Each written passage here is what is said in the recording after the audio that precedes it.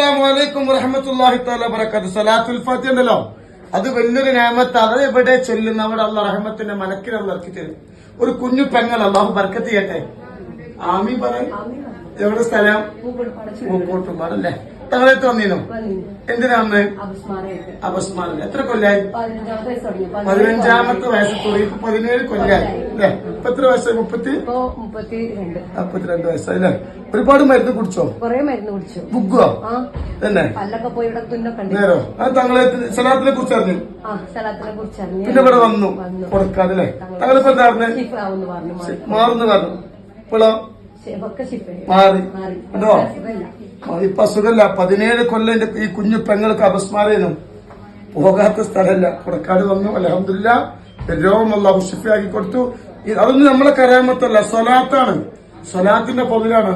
ആ സ്വലാത്ത് ചെല്ലാൻ തുടങ്ങിയ റഹ്മത്തിന്റെ മലക്ക് അല്ലാഹു ഇറക്കി കൊടുത്തു. ഇപ്പൊ രോഗമല്ല, ഇനി രോഗം കൊടുക്കാതിരിക്കട്ടെ.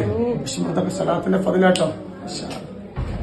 അല്ലാഹു അക്ബർ അല്ലാഹു അക്ബർ അല്ലാഹു അക്ബർ ലാ ഇലാഹ ഇല്ലല്ലാഹു അല്ലാഹു അക്ബർ അല്ലാഹു അക്ബർ വലില്ലാഹിൽ ഹംദ്.